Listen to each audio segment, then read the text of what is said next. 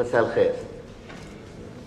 أود أولاً باسم المركز المدني للمبادرة الوطنية أن أرحب الترحيب الحار بالحضور الكريم، معبراً عن الشكر والتقدير لما تعنيه هذه الاستجابة العامة في هذا الوقت، حيث يسود القلق بل الريبة بل العداء من كل حدب وصوب. إنها لعلامة نأمل أن تكون مضيئة في هذا الظلام المحيط. أود من بعد أن أؤكد الغاية من هذا اللقاء وفق ما أشارت إليه بطاقة الدعوة إلى المؤتمر. إننا في المركز المدني وبحسب نظامنا الأساسي نسعى في عملنا إلى إيضاح الموقف الوطني من القضايا المطروحة، ووثيقة الوفاق الوطني المعروفة باسم إتفاق الطائف نسبة إلى مكان إثباتها قضية ما زالت مطروحة للتطبيق، مطروحة للتقويم، مطروحة للقول، مطروحة للعمل سلبا أو إيجابا، ضمنا أو صراحة. وهي اليوم محل نظر أكثر من أي وقت مضى لما بان منها ولما انطوت عليه ولما نحن فيه الآن من مخاطر قد تنطوي إن شئنا على بعض الفرص. وقد يدل على وجود هذه الفرص لا المخاطر فحسب أننا نلتقي اليوم في مؤتمر نعقده داخل الأراضي اللبنانية وليس خارجها، في عاصمة هذه الأراضي وليس على حدودها أو على حدود تقسيمات مفروضة فيها. لن أصف لقاءنا اليوم ثم غدا وبعد غد بأنه لقاء حوار إلى طاولة أو طاولات. إنه كما نأمل لقاء مخاطبة ومكاشفة، مخاطبة ومكاشفة انطلاقا من وحدة الحال بل وحدة المصير في دولة أو في مشروع دولة ما زالت معلقة البناء على نحو يهدد الكيان، في شعب أو في مشروع شعب ما زالت تعوق ظهوره الحيوي معوقات ذاتية أو مفتعلة من داخل ومن خارج. الحوار أمر صعب نادر الحصول في صورته الخالصة، لكن أي مخاطبة لن يكون فيها خطب لأي ود، وأي مكاشفة لن يكون فيها كشف لأي خط ما لم يكن السعي إليهما في أفق حوار منشود، حوار يفرض أصولاً لا بد من السعي إلى مراعاة حدها الأدنى. وإلا فما الحاجة إلى تلك المخاطبة أو تلك المكاشفة إلا إذا كان المقصود هو المواربة لا المخاطبة، المخادعة لا المكاشفة. لكنني لا أظن أن أي واحد منا هو في ترف فيتجاهل وجود الآخر فيما نعيشه من تواجد قاهر أو مرغوب، ولا أظن أن أي واحد منا يمتلك القدرة على المخادعة في هذا الوضع الظاهر المكشوف. وفي أي حال إن الموقف القائم على التجاهل أو المخادعة في هذا الظرف إنما هو موقف يفتقر إلى الحكمة قبل افتقاره إلى المودة. السادة والسيدات، ليس لأي جهة سياسية أو دينية أن تقدم كلامها أو كلام غيرها على أنه كلام الجماعة الدينية أو المدنية بأكملها. وشاهد هذه الحقيقة هو واقع تعدد الجهات في الوسط الواحد، وشاهدها أيضا واقع قبولنا هذا التعدد بدليل مشاركتنا في هذا المؤتمر. جنبا إلى جنب مشاركة نأمل أن تكون بعناية مواطنين بمواطنين، وذلك أصل أول من أصول الحوار يفرض نفسه في أي مخاطبة، ولو كانت مفاوضة أو مساومة أو مناظرة أو منافرة، وهو أن الكلام للمتكلم، وعلى المتكلم مسؤولية كلامه دون غيره. والأمر نفسه في الكلام باسم الشعب اللبناني، وشاهد هذا الوضع ما يعانيه اللبنانيون في واجب تكوين المؤسسة الدستورية التي قد تؤمن حضورهم وتنطق باسمهم شعبا من الشعوب، أعني مجلس النواب. فكيف لواحد منا فردا أو مؤسسة أن يقدم كلامه على أنه كلام باسم الشعب أو باسم الطائفة أو الطبقة؟ السادة والسيدات، إنني إذ أكرر ترحيبي الحار بهذا الحضور الكريم، وهو حضور إنما يدل على تحقق خطوة أولى في أفق الحوار، أعني الاعتراف بالآخر، خطوة أولى نحو إيضاح الموقف الوطني من القضية المطروحة. إنني إذ أكرر هذا الترحيب أترك الكلام لشريكنا في تنظيم هذا المؤتمر.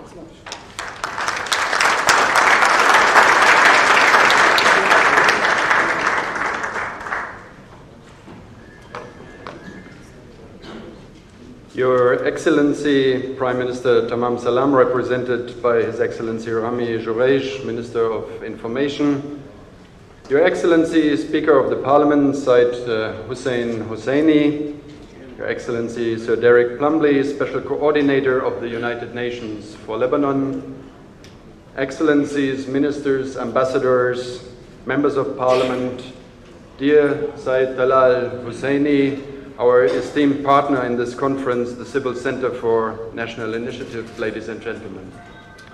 It is with great pleasure that I would like to welcome you all on behalf of the Friedrich Ebert Stiftung to this event tonight and to the conference of the coming 2 days, revisiting the Taif Agreement exactly to this day, 25 years after it was concluded. I am deeply grateful that we have succeeded in organizing this conference together with our friend Talal Husseini and the Civil Center for National Initiative. Thank you very much, Talal, for your work in this joint endeavor. I believe it is an important moment to discuss Taif, and it is the right moment to discuss it. Lebanon finds itself at a crossroads once again, with the quest for a new President of the Republic, the debate on the extension of the Parliament's mandate, the uncertain future of the social contract, and the impact of the severe conflicts in the immediate neighborhood of this country, Lebanon. How do the Lebanese, how does the state and its citizens want to confront these enormous challenges in the future? Can the Taif Agreement, with all its well-known deficits and shortcomings, still be a base for a national understanding on the key pillars on which the existence of this country and the nation rest? I believe there are 2 key issues that need to be mentioned here. First, while the tough negotiations of those 23 days in the autumn of 1989 were certainly accompanied by a number of regional and international actors, sometimes more supportive, sometimes more interfering, the Taif Agreement was, at the end of the day, a basically internal Lebanese achievement. I remember that many of us were skeptical at the time whether Taif would not just be another round of negotiations like so many before that failed. And it would indeed take almost another year before the war finally ended. But that skepticism, ladies and gentlemen, missed the point that the base of Taif was broader than it had been in any of the earlier attempts of peacemaking.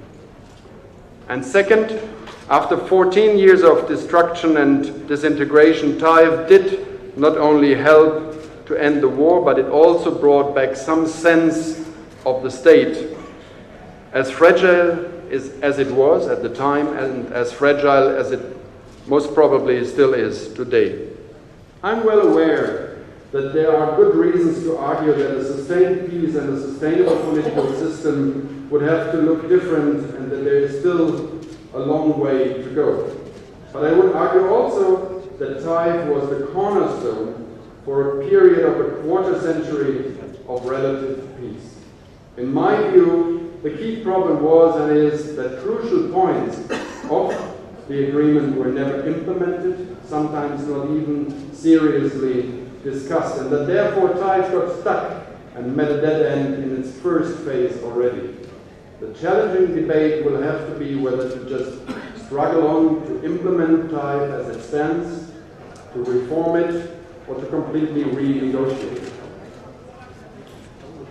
Excellencies, ladies and gentlemen, one of the key challenges for Lebanon, as for any multi-confessional society, will be to work on a political and societal culture of continuous compromise, as it is called. And I believe it is important to stress here that this is valid for the current status of a consociational system as much as it is for the envisaged non-confessional political structure of the Lebanese state of the future. We all know that the art of compromise in this region faces an uphill battle. But it will be of utmost importance for all political actors, and I think Said Bilal Husseini has just mentioned it a minute ago, that including the existing spoils, all relevant actors have to understand that a sustained peace can only be achieved if a long-term win-win situation is assured for all parts of society. The second key challenge, in my view, is the need for reforms. Reforming the state, to take that word literally, and its institutions necessarily means change. But change is often perceived as a potential and even existential danger by the different groups of a divided and polarized society who feel affected by these changes. Only if the necessary level of trust in state institutions, in their transparency and accountability can be built, this confidence in the usefulness of reforms will develop. Now these reforms, and I say this as representing a foundation that is close to the Social Democrats in Germany, these reforms will have to include socioeconomic aspects. Only if the middle class, as the backbone of any healthy society, will no longer feel the need to emigrate. Only if the young, educated and skilled generation of this country feels the incentive to stay, to invest and to build the future of this country, only then can political stability be achieved in the long run. Otherwise, I am afraid that there will be, as a political analyst put it very nicely some days ago, continue to be two emigrations of the Lebanese and in Lebanon. One to North America, Europe and the Gulf, and one to radicalism. Please permit me to add one aspect here, and that is to present and say welcome to the President, His Excellency Michel Sleiman.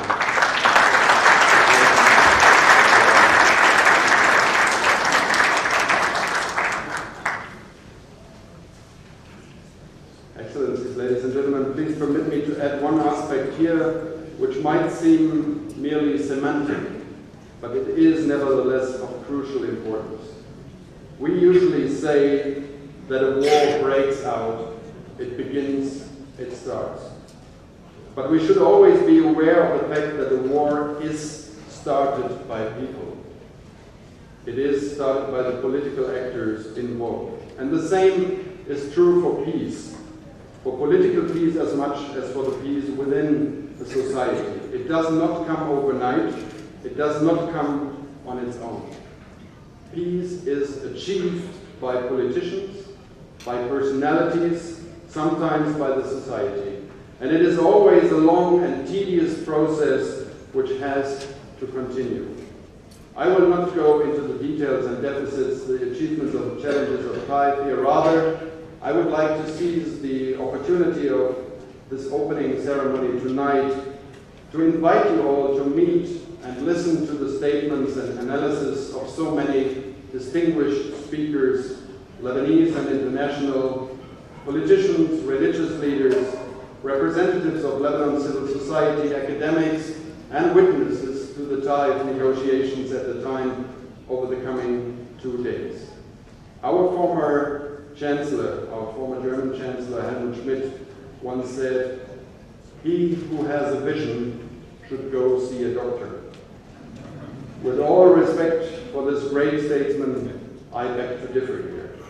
I would rather subscribe to Martin Luther King's "I have a dream," and therefore allow me to close by not merely wishing you all, as usual, fruitful deliberations and discussions and many new thoughts, but to hope and to wish that in 25 years from now we might all meet again and analyze the situation of a then peaceful and politically stable Lebanon, in which a non-confessional government and political class work for the common interest of all Lebanese, for a sustainable socio-economic development in a country which offers a prosperous future for all of its citizens. Thank you very much.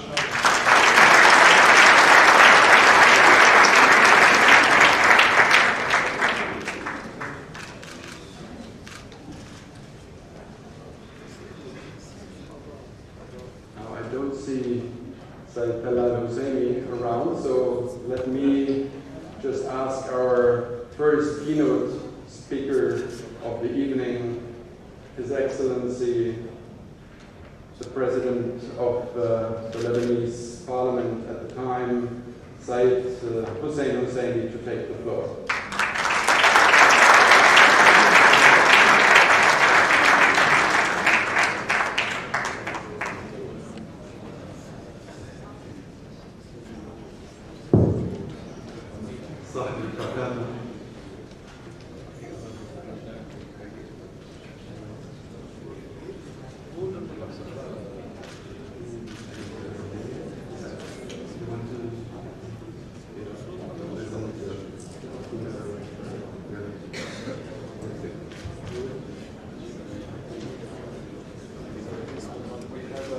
Slight change in the program. I would like to welcome His Excellency, the Ambassador.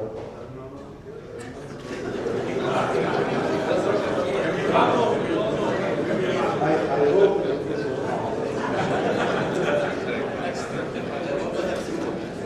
صاحب المقام، معالي الوزراء، سعادة النواب والسفراء،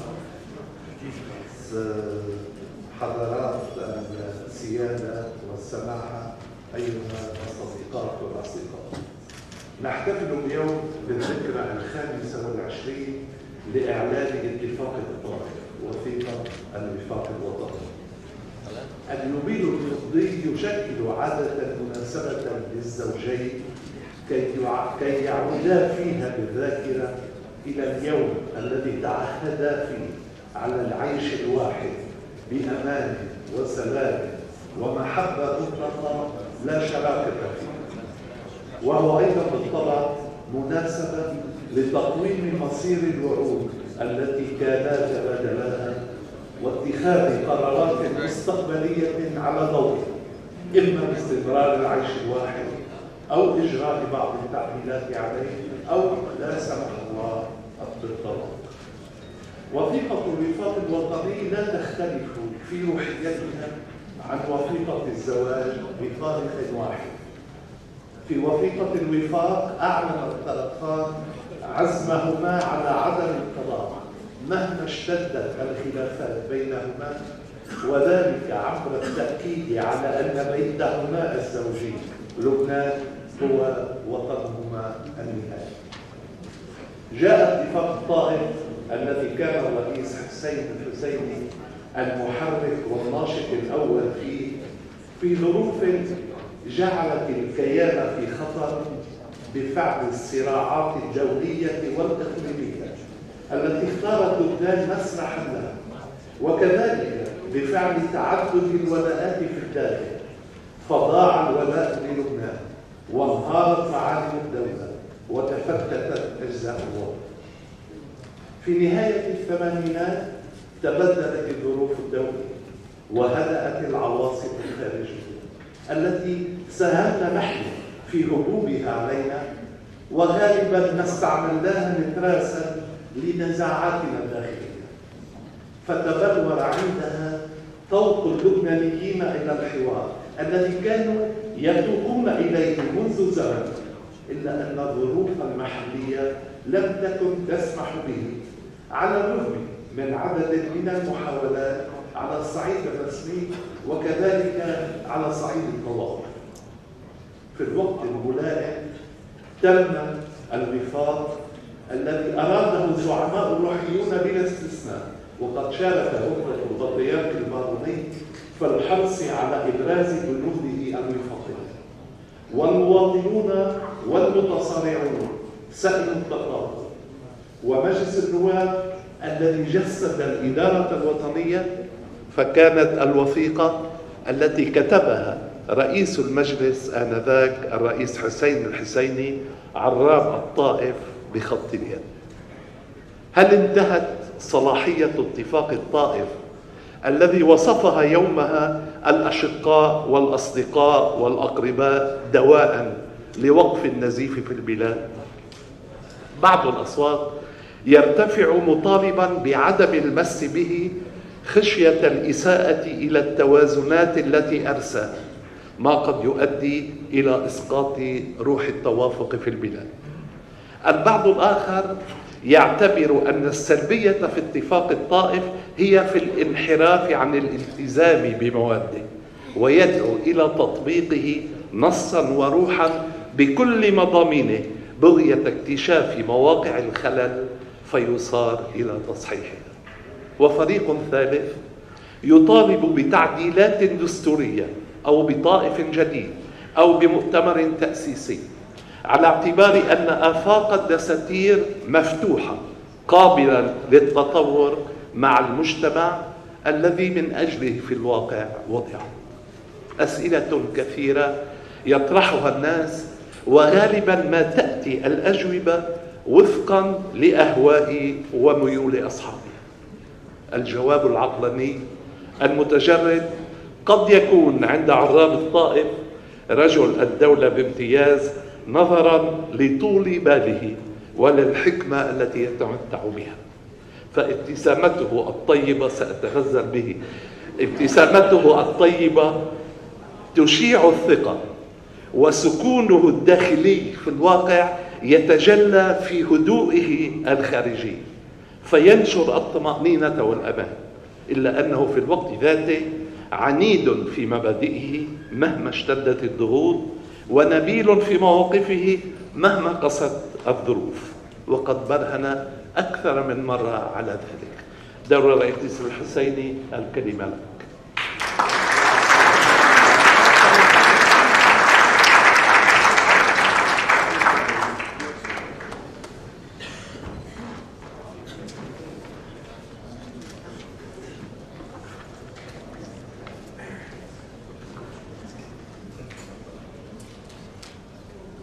خامة الرئيس، السادة والسيدات،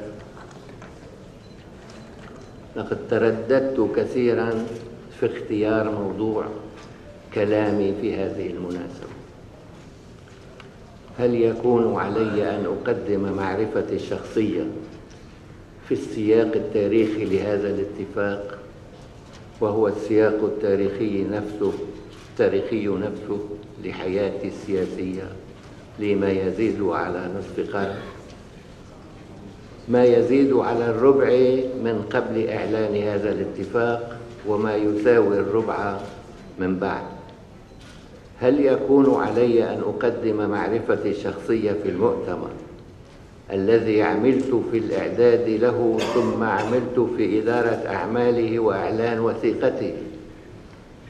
وتطبيقها في الدستور والسعي إلى العمل بها في الواقع وفي القانون. فأبدد أساطير المحاضر والتوثيق ونوايا التشريع، كما أبدد أساطير الفرض والقهر وأساطير الترغيب والترهيب. هل يكون علي أن أقدم معرفتي الشخصية في الأسباب الداخلية وفي الأسباب الخارجية لتعثر تطبيق هذا الاتفاق في القانون وفي الواقع السياسي والاجتماعي، مما حدا بي إلى تقديم استقالتي من مجلس النواب رئيساً له، ثم في نهاية المطاف إلى تقديم استقالتي من ذلك المجلس نائباً فيه؟ هل يكون لي أن أقدم معرفتي الشخصية في مضمون هذا الاتفاق، وخصوصاً في مسائله وأحكامه المجادل في معناها وفي تطبيقها حتى هذا اليوم، كمسألة توزيع الصلاحيات بين المؤسسات الدستورية وما كان الحكم فيها والحكمة منها والنقص أو الانحراف في تطبيقها، أو كقانون الانتخابات النيابية وما هو كائن فيه من المماطلة ولاية بعد ولاية إلى لا ولاية كما هو الآن، أو كاستقلال القضاء وما هو مستمر فيه من المواربة والتعتيم بالرغم من صلة الظلم بالظلام، أو كالإنماء المتوازن المعلق تطبيقه عاماً بعد عام وشدة بعد ضيق، أو كتجاوز النظام الطائفي والمعلوم والمجهول في معناه والخطر والإنقاذ في الإقدام عليه، أو كالعلاقات اللبنانية السورية وما كان فيها وما هو كائن وما يجب أن يكون، أو أخيراً كتحرير الأرض من الاحتلال الإسرائيلي. لقد ترددت كثيراً في الاختيار، وهو أمر كما هو واضح مفهوم، ولكن قبل أن أقدم لكم ما وصلت إليه بعد التردد، أود أن أنقل إليكم ما ورد في لسان العرب في معنى الصفة اللبنانية. ولسان العرب كما هو معروف معجم قد تم وضعه قبل مئات من السنين. ورد التالي: قال رجل من العرب لرجل آخر: لي إليك هويجة، أي حاجة صغيرة. قال: لا أقضيها حتى تكون لبنانية، أي عظيمة مثل لبنان.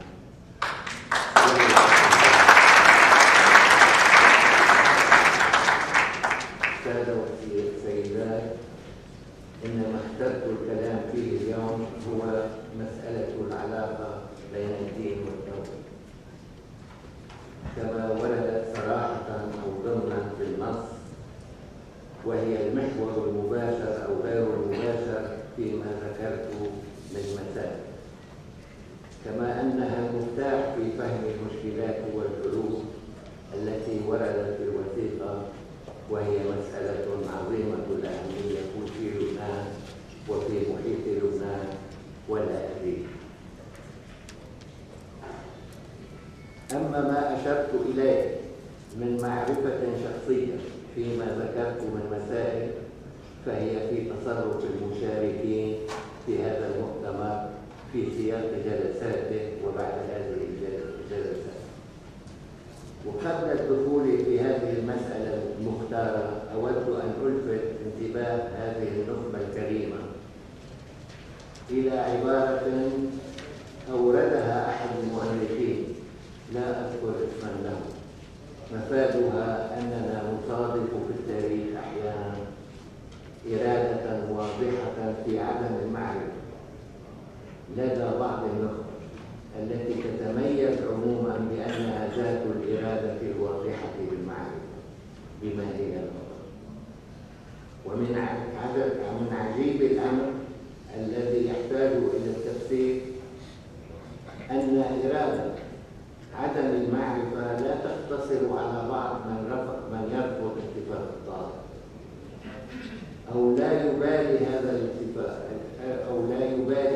بهذا الاتفاق، بل تشمل كثيرا ممن يؤيده ولا يقبل ببديل منه.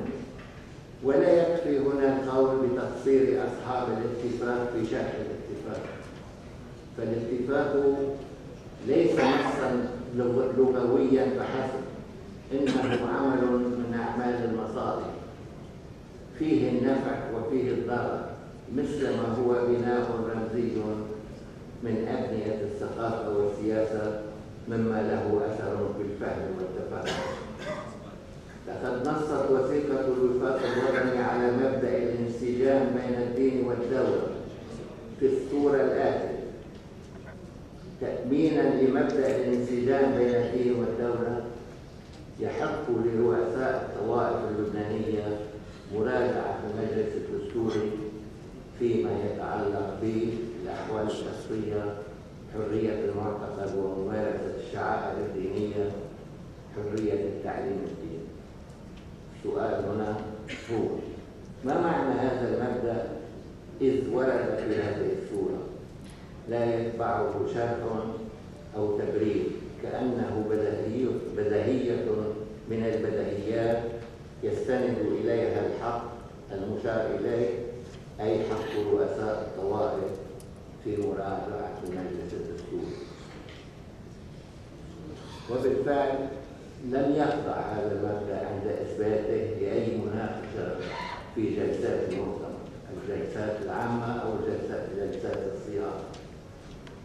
ليس لي في هذا المقام متسع من الوقت للتفصيل، أكتفي إذن ببعض الملاحظات. الملاحظة الأولى أن هذا المبدأ قد ورد في سياق عام، هو تأمين خضوع المسؤولين والمواطنين جميعا لسيادة القانون. والقانون هنا هو أولا قانون الدستور الذي هو المرجع في المراجعات لدى المجلس الدستوري، وهو قانون وضعي وليس شريعة دينية. ألا يعني ذلك أن القانون الأعلى إنما هو القانون الوضعي تبعا لهذا النص؟ الملاحظة الثانية هي أن الحقوق التي وردت فيه لا تتعدى الحقوق التي نص عليها الدستور في المادتين 9 و10 منه، وهاتان المادتان شهيرتان بما يغنيني عن الاستعادة. أفلا يعني ذلك أن الدستور في أول وضعه لقد لاحظ هذا المبدأ في روح النص وإن لم يظهر في حروفه؟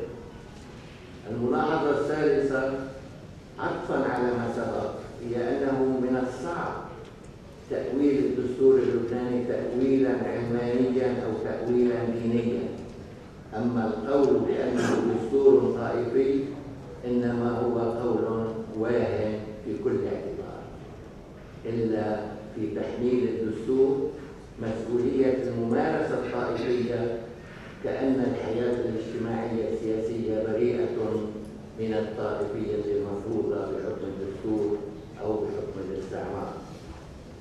إنما أتت به وثيقة الوفاق الوطني في هذا المجال ليس سوى إظهار المبدأ الذي يحكم الدستور من تاريخ وضعه، إذ كانت التسمية، أعني التسمية المدنية التي يقع في أساسها مبدأ الانسجام بين الدين والدولة، هي تسمية جديدة تتحلى بالوضوح في تبيان المشروع اللبناني.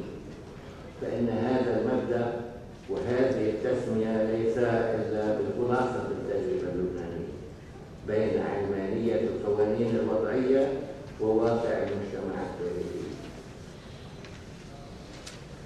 سيدات والسادة، اسمحوا لي هنا أن أبين ما كنا نعني في أثناء المؤتمر في مؤتمر الطائف ومن خلال أحكامه، ولم يكن لنا أن نعلنه إلا بعد ذلك المؤتمر.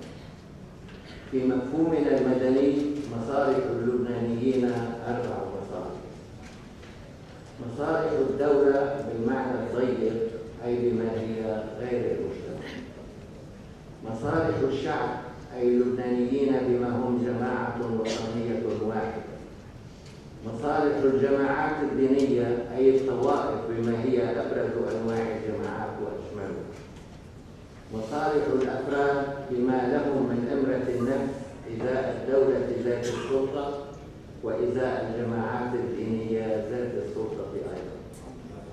وهذه مصالح لا يمكن افتراض انسجامها انسجاما قبليا، والسياسة المدنية في هذا المفهوم أساسها السعي الدائم إلى تحقيق ذلك الانسجام، وهو انسجام لا يضمنه غير سيادة القانون، والأمر نفسه هو الذي يكمن وراء ما جاء في تلك الوثيقة في شأن البرلمان بمجلسين، مجلس نواب بلا قيد طائفي يمثل اللبنانيين بما هم شعب، ومجلس شيوخ يمثل اللبنانيين بما هم طوائف. السادة والسيدات، أمامنا غدا وبعد غد وقت ضيق لكنه حافل مقبول كبداية، واليوم وغدا وبعد غد أدعو نخبة اللبنانيين إلى تذكر أمرين اثنين. الأمر الأول هو أن لبنان حاجة لبنانية كما ورد في لسان العرب، أي حاجة عظيمة. الأمر الثاني هو أن لبنان حاجة لبنانية كما يرد في قانون الدول، أي أن لشعبه دون غيره السياسة.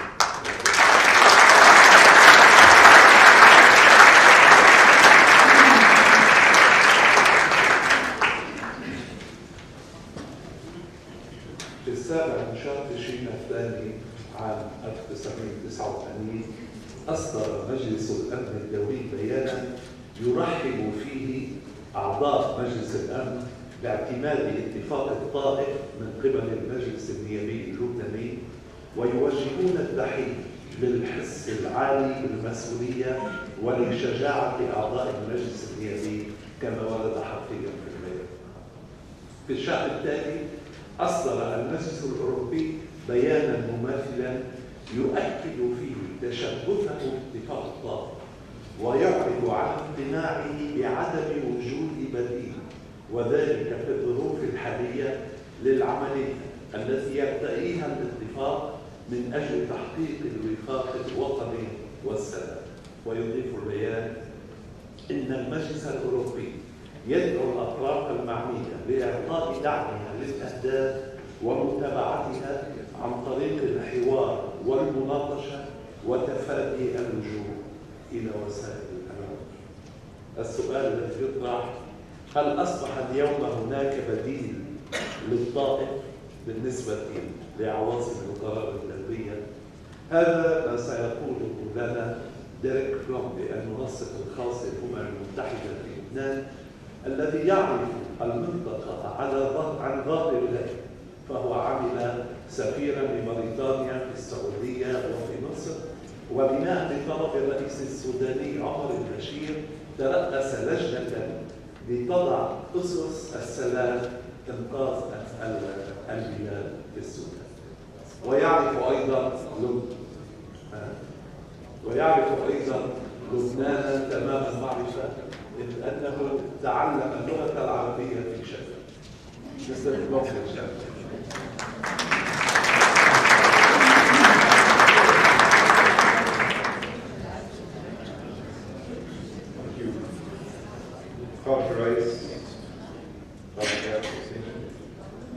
I'm going to now abandon my Arabic training because I was French, so I apologize. Ladies and gentlemen, I'd like to begin by thanking the Foundation and the Civil Centre International Initiative for organising this conference, marking the 25th anniversary of the Taif Agreement. I'd also like to thank you, Speaker Husseini, for your thoughtful remarks. It's an honor to be asked to speak alongside Speaker Husseini, who played such a key role in bringing about this agreement 25 years ago.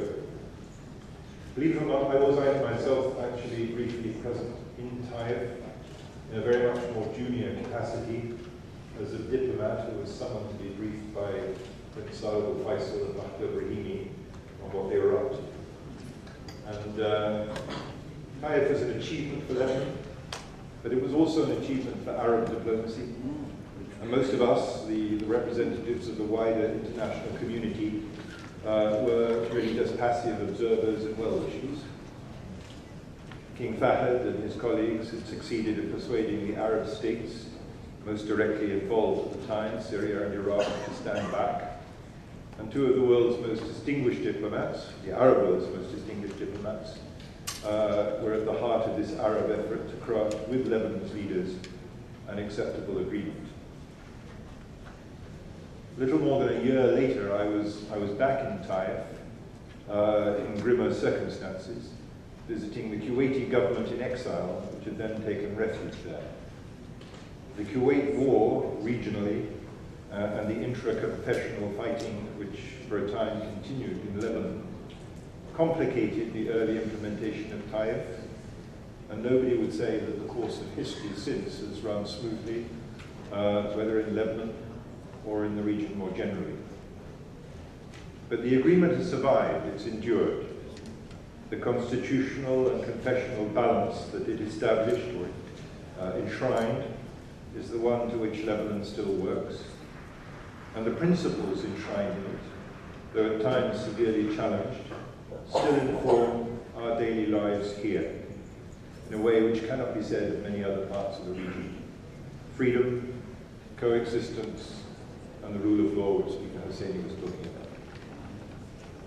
We are now passing through another dark period in the region's history.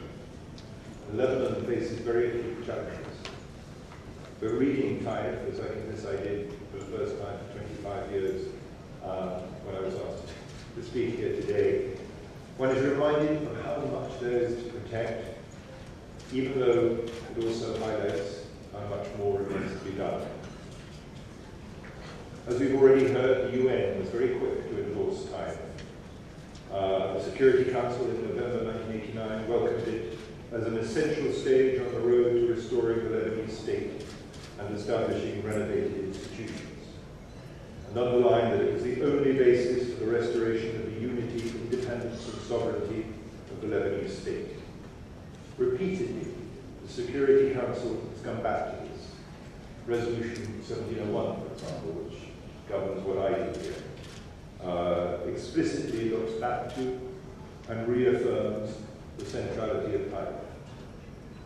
In signaling an end to the civil war, the Taif agreement sought to do two things, to provide, as I understand it, but I defer to the experts, in the first place, a framework for the post-war order, based on national reconciliation and the search for unity. The immediate goal was peace and a return to a measure of stability after 15 years of civil war. But it also looked forward to the eventual transformation of the Lebanese state. I thought what I would do just briefly is really to look, with all the modesty of somebody who's only been here for a relatively short time, at what has been achieved in the 25 years since the agreement was reached, and then to examine equally briefly what the priorities might be now. So, what has been achieved? And first and foremost, the peace which Taif heralded has held. Yes, Lebanon has suffered friction and at times violence, but there's been no return to the consuming internal conflict which cost over 100,000 lives, led to 1 million people leaving the country, and thousands of people disappeared or missing. There is, I hope, I believe, a determination here at almost every level to avoid a return to that sort of conflict. And the Taif arrangements and the principles of multi-confessional consensus and coexistence at their heart have been central to that over this past 25 years. Secondly, the institutions of the state have, again with some interruption and a measure of help from Arab friends at the time of the Doha Agreement, functioned.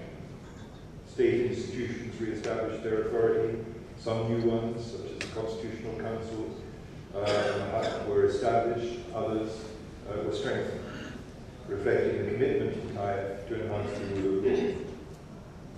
Thirdly, and in stages which could not have been foreseen at Taif, but that perhaps is in the nature of history, There has been transformational progress with regard to the agreement's goal of consolidating the sovereignty and independence of the Lebanese state over its territory, including with regard to paragraphs parts 3 and 4 of the agreement, which address in the first case what was then Israel's occupation of large swathes of South Lebanon, and in the second, relations with Syria.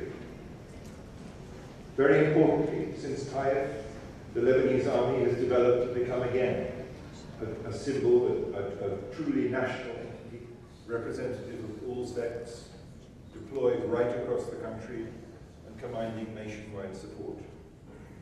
Were it not for the diligent efforts made to rebuild the army over the past 2.5 decades, we would be in very dire straits indeed today.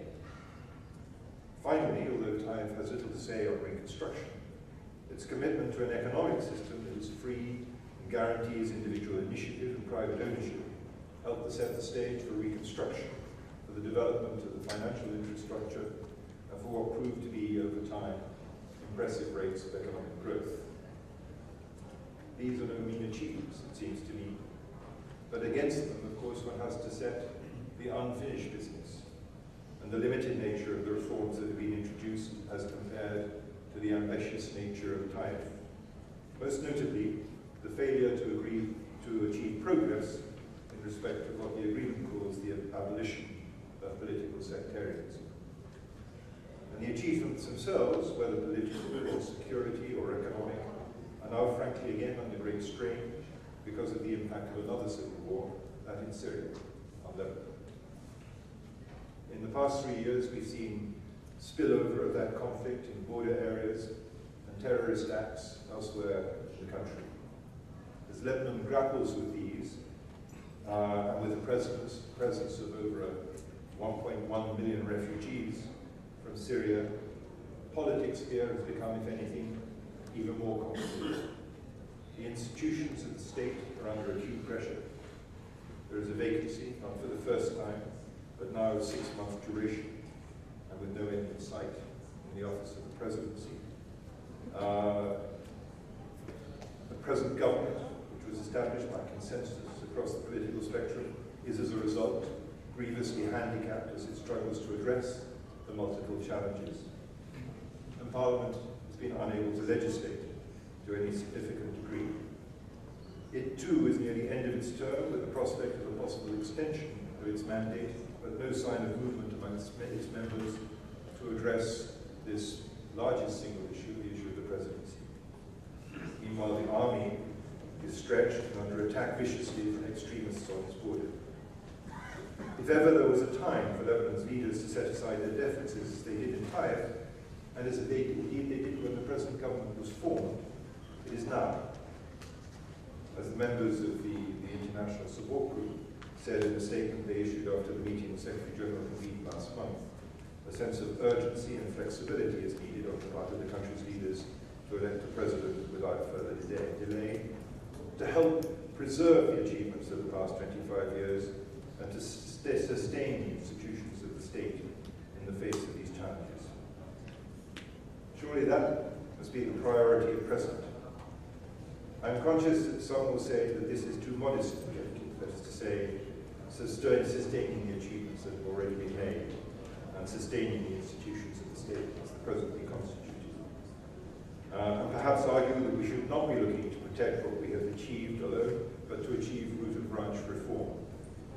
Such voices pull in different directions, and in present circumstances, consensus seems to me unlikely, but I'm sure you'll be exploring that during the course of the next 2 days.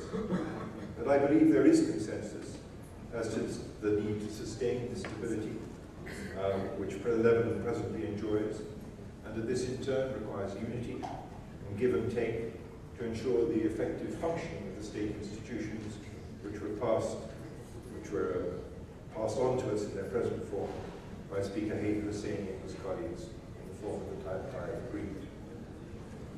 This is not an argument against any reform.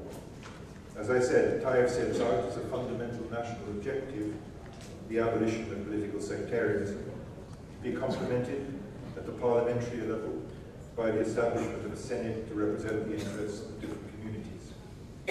Lack of substantive progress towards these goals over 25 years suggests the difficulties. But that does not mean that the Lebanese people should cease to debate their future or to watch for the moment when these goals can be addressed. Nor does it mean that incremental steps which increase efficiency and remove obstacles to effective government should not be considered. Does it really make sense, for example, for criteria of sectarian balance to be applied as broadly as at present to public sector jobs, at the expense sometimes of candidates of ability and relevant experience?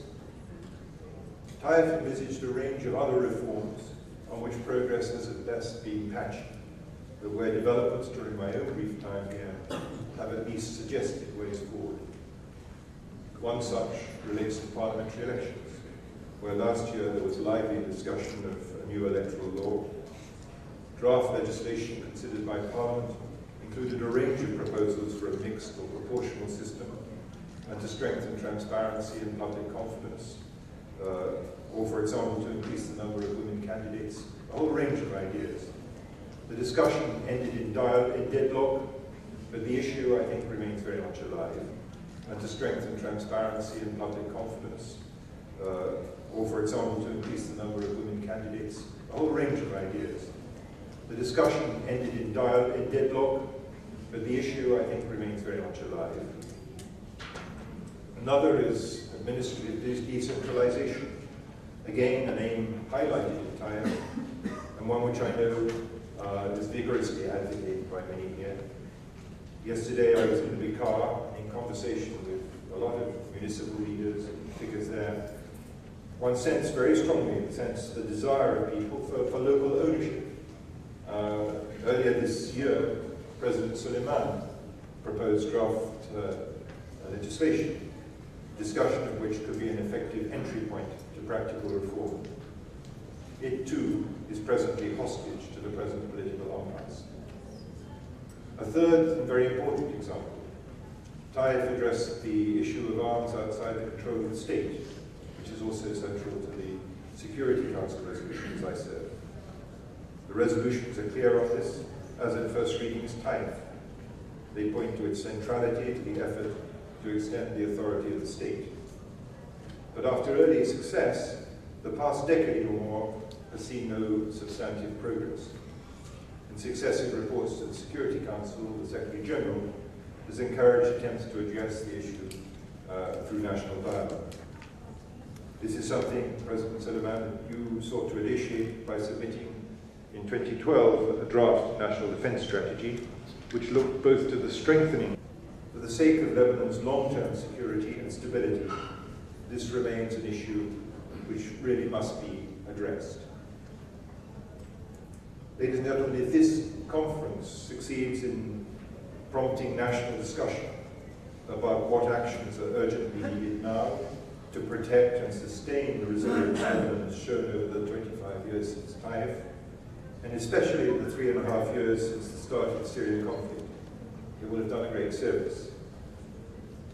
Beyond that, and although this may not be the moment for radical transformation across the board, there is, I believe, a desire for progress and change to build systems better able to deliver for the public good. And I mentioned 3 areas at least in which ideas recently under discussion suggest ways forward. In doing so, finally, I should make clear that in our view, my view personally, but I think of most of my diplomatic colleagues at the United Nations, these must be Lebanese processes reflecting the core principles of sovereignty and independence, which are at the starting point for Taif. The international community is deeply committed to Lebanon's security and stability. The clearest manifestation of that is the United Nations presence here. Some 12,000 peacekeepers from 38 countries deployed in UNIFIL to help sustain the calm that has prevailed in the South since 2006. 25 UN agencies based here, many with dramatically increased responsibilities since the start of the Syrian crisis. Whether through the United Nations or other channels, international partners have made almost $2 billion available to assist not just refugees, but also host communities since the crisis began. Politically, the support is equally clear in the united messages of the Security Council and the International Support Group on issues relating to Lebanon's security, stability, and territorial integrity. In the face of terrorism and a new and vicious threat on Lebanon's borders, this support has been translated in practical terms into very substantial additional assistance to the Lebanese army and the security forces. But underlying this, there is, I think, another message, sometimes implicit, sometimes articulate, sometimes actually said. We are with you, we will help, we are keenly interested in the success of your efforts to sustain the institutions of the state, to maintain stability. But after 25 years, we look to you to come together and to take, in a spirit of unity, the political decisions necessary to continue to keep Lebanon safe and to set it on a course for a still better future. Thank you.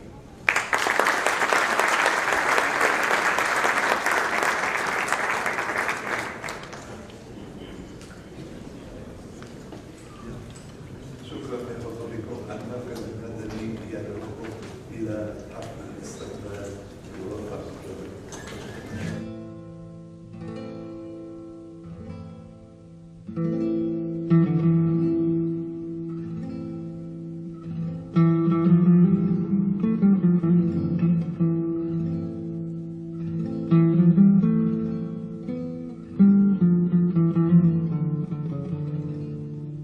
Mm-hmm.